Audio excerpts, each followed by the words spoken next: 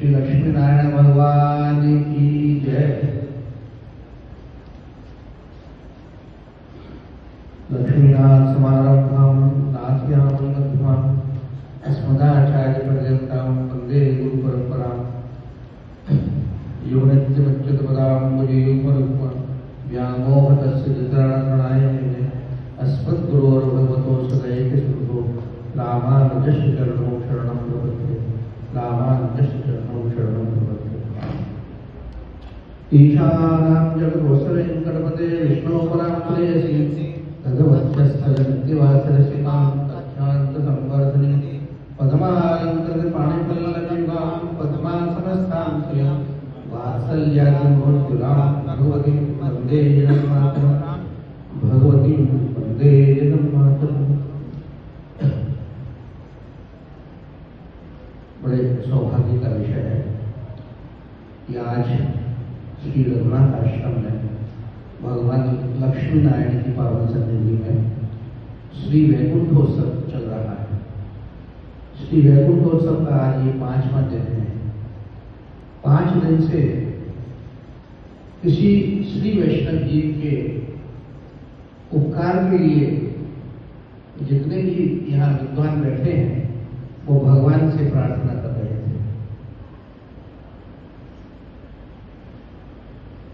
इस दिव्य स्थान श्रीधाम वृंदावन और वृंदावन की पावन भूमि में ये रघुनाथ आश्रम में भगवान लक्ष्मी नारायण, श्री भाष्कर श्री रामानुज स्वामी जी महाराज और इसके संस्थापक तपोमूर्ति स्वामी श्री रघुनाथाचार्य जी महाराज जो बड़े ही सिद्ध योगी महापुरुष थे और उनकी महानुस्तुतीय पीठ में बाल योगी अनंत श्री विभूषित श्रीमद जगद्गुरु स्वामी श्री सीतारामाचार्य जी महाराज विराजमान रहे। उनके नेतृत्व में इस परम पावन भूमि में आज आप लोग सब यहाँ उपस्थित हैं। ये आपका सौभाग्य है।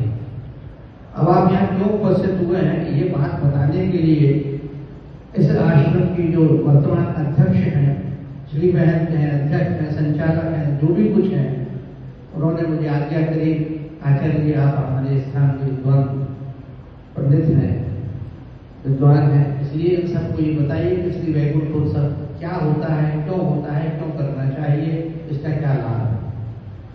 जितने भी विद्वान बैठे हैं ये सब क्या आता है, इसलिए इनको बताने की आवश्यकता नहीं है। इन्हें तो आपकी वजह से सुनना पड़ता है, ये सब समझदार है। आप लोगों को मैं केवल बताने के लिए बताता हूं कि श्री वैकुंठोत्सव क्या है।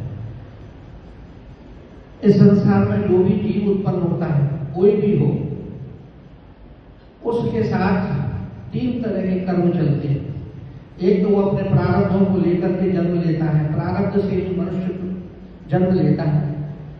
श्रीमद् भागवत में गोवर्धन लीला में भगवान ने कहा है कर्मणा जायते जन्तु कर्मेण क्रियते। कर्म जो है अनादिकाल से जीव का साथ चला आ रहा है और एक कर्म यहाँ पर होते हैं संसार में आकर के हम रोज जो करते हैं उसे संचित कर्म बनते हैं और एक क्रियमाण कर्म होते हैं जो हर समय हम करते चले जा रहे हैं। तो जब जीव भगवान की शरणागति ग्रहण करता है तब भगवान उसके संचित कर्म और क्रियमाण कर्मों को समाप्त करने का आश्वासन देते हैं। लेकिन जो प्रारब्ध के कर्म चले आ रहे हैं उन्हें तो भोगना ही पड़ता है, इसलिए प्रारब्ध को भोगना पड़ता है। अब कितने कर्मों के कौन से कर्म, कौन से संस्कार आपके साथ आए ये तो केवल परमात्मा के अलावा कोई नहीं जानता, इसलिए उनको भोगना पड़ता है। लेकिन श्री रामानुज संप्रदाय में श्री भाष्कर श्री रामानुज स्वामी जी जो शेषावतार थे, शेष के अवतार थे, उन्होंने जो पृथ्वी पर भगवान की आज्ञा से प्रकट होकर के जीव कल्याण के लिए कुछ नियम बनाए, तो उन्होंने कहा कि श्री रामानुज संप्रदाय में विशिष्टाद्वैत दर्शन को मानते हुए जो भी व्यक्ति शरणागत होगा भगवान उसको मोक्ष प्रदान करेंगे, भगवान उसे मोक्ष प्रदान। मोक्ष प्रदान करेंगे, ये कोई साधारण घटना नहीं है। मोक्ष का अर्थ है इस संसार से मुक्त होकर के जीव भगवान के पास चला जाए। शायद ही कोई बिरला जीव होता है जो भगवान के पास जाने की सोचता है या प्रयत्न करता है। सब संसार में लिप्त हैं, बड़े से बड़े सब संसार में लिप्त हैं।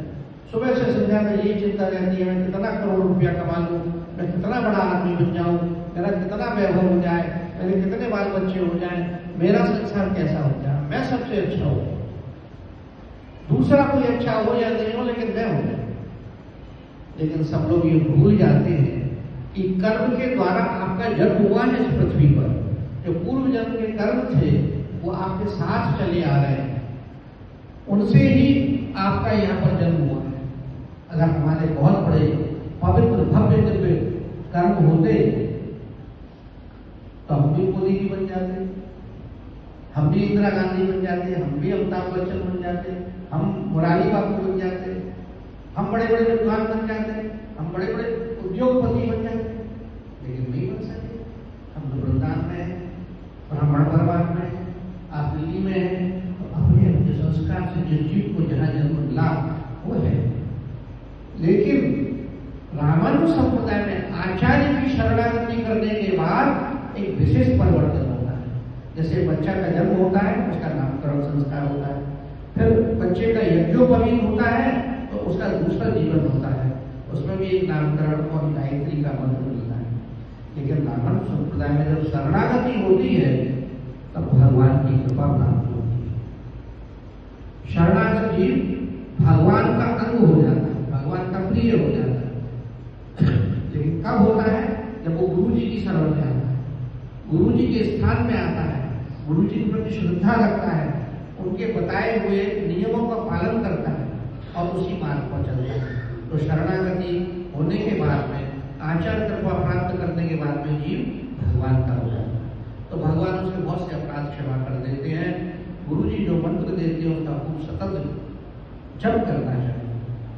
भाई शरणागति तो लेगी, लेकिन आगे चलने के लिए गाड़ी में पेट्रोल तो आपको डालना पड़ेगा ना, जब तो आपकी गाड़ी आगे जाएगी।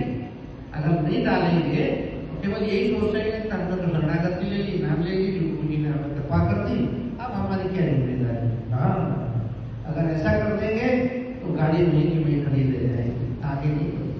अगर आपको अपनी गाड़ी आगे बढ़ानी है, और एक गिरजा नदी है जो सारे जो संसार में लोग आप जानते हैं, उसके ऊपर जो ब्रह्मा विष्णु का जो लोक है, जो ब्रह्म लोक है, जो सत्य लोक कहलाता है, उसके ऊपर एक गिरजा नदी बहती है। उस गिरजा नदी में जो भी जीव स्पर्श करता है, लेकिन कौन करता है? जो गुरु जी की बात मान लेता है और उन्हीं के बताए मार्ग पर चलता है और इस संसार को छोड़ करके भगवान की ओर जाता है। जब वो गिरजा नदी में पहुंचता है, गिरजा नदी का जल ऐसा अद्भुत है कि उसका स्पर्श करते ही मनुष्य के अंदर से संसार के सारे जितने भी दोष थे वो समाप्त हो जाते हैं और वो चतुर्भुज रूप हो जाता है, यानी अमानवीय हो जाइए। हम लोग मानव हैं, यहाँ के गुण दोषों से युक्त हैं, लेकिन वहां जो जाता है वो भगवान जैसे चतुर्भुज रूप का धारण करके वैसा ही हो जाता है। लेकिन वहां से यहाँ से वहां तक पहुंचने के लिए तो प्रयत्न करना पड़ेगा ना। ऐसा उस प्रयत्न को करने के लिए जब जीव नहीं कर पाते हैं तो हम सब मिलकर के कभी सोचते हैं जो जीव वैकुंठ चला गया है, भगवान से और प्रार्थना करते हैं कि हे प्रभु, हम प्रार्थना करते हैं। उन्होंने गीता का पाठ नहीं किया, उन्होंने भागवत का पाठ नहीं किया, उन्होंने कभी श्री भाष्य नहीं पढ़ा था हमारे पिताजी, उन्होंने गद्यत्रय नहीं पढ़े, संप्रदाय ग्रंथ नहीं पढ़े, अष्टाक्षर में जब नहीं किया, तो हम वृंदावन में चल के गुरु जी के आश्रम में चल करके भगवान की सन्निधि में, रामानुज स्वामी की सन्निधि में विद्वानों से कहे आप गीता भाष्य का पाठ करिए, आप भागवत का पाठ करिए, आप वाल्मीकि का पाठ करिए, आप गद्यत्रय का पाठ करिए, और ये सारे पाठों का जो पुण्य है वो हमारे पूर्वजों को समर्पित कर दीजिए। तो आज 8 दिन से जो पाठ चल रहे हैं उनका जो पुण्य है, जिनकी स्मृति में यह आयोजन हो रहा है, उनको समर्पित किया गया। उस समर्पण से जीव जहां भी होगा उसे लाभ प्राप्त होगा, भगवान की कृपा प्राप्त होगी। इसके लिए इतना बड़ा परिश्रम किया गया, ये इसका रहस्य है। और जब कृपा होती है तो जीव भगवान की कृपा से उनके बड़े वहां पर विराजमान जो पूर्व जा चुके महापुरुष हैं वो सब उसका स्वागत करते हैं, बड़ा उत्सव मनाते हैं कि बड़े परिश्रम से, बड़े भाग्य से कोई पृथ्वी का जीव आज हमारे वैकुंठ में आया, गाजे बाजे से उसका स्वागत सत्कार करते हैं, सिंहासन पर पालक में बिठा करके ले जाते हैं, भगवान के पास ले जाते हैं। फिर हमारी माता जो जगत जी भगवती लक्ष्मी है, वो बड़ी कृपा करके दयालु है, इसलिए हमारी संप्रदाय जो है श्री संप्रदाय है, लक्ष्मी जी की संप्रदाय। लक्ष्मी ना समारंभा नाथिया बड़ी मधुमन अस्मदाचार्य प्रदत्ता वंदे गुरु परंपरा। लक्ष्मी नारायण जी लक्ष्मी जी से शुरू होती है, इसलिए श्री संप्रदाय है। तो हमारे पूर्व जो बड़ी आचार्य कौन है, वो लक्ष्मी जी।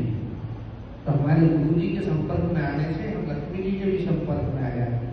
जब हम वैकुंठ पहुंचते हैं तो लक्ष्मी जी कृपा करके कहती है, प्रभु ये जीव आया है, इसके ऊपर कृपा करिए, इसे अपनी शरणागति दे दीजिए, अपना आश्रय दीजिए। लक्ष्मी जी के कहने से, इशारे से भगवान आनाकानी करते हैं। बहुत दुष्ट था ये, इसने बहुत झूठ बोला है वृंदावन में। वृंदावन में भी आकर के जगह जगह गंदी करी, मेरा वृंदावन गंदा कर दिया इसने। बहुत अच्छा आदमी है। कभी सुनपुण्य नहीं किया, कभी गोवर्धन की परिक्रमा नहीं लगाई, कभी ब्राह्मणों का भोजन नहीं कराया, कभी वृंदावन की परिक्रमा नहीं करी, कभी शालिग्राम का पूजन नहीं किया, कभी गुरु जी का दोबारा पूजन नहीं किया। क्या देखूं मैं इसे? कोई बात नहीं महाराज, कुछ तो किया था, जब तो ये यहाँ आ गया, अब इसके ऊपर कृपा कर दीजिए। अच्छा ठीक है, आप पीछे पड़ रही हो तो कोई बात नहीं, आ भैया मेरे चरण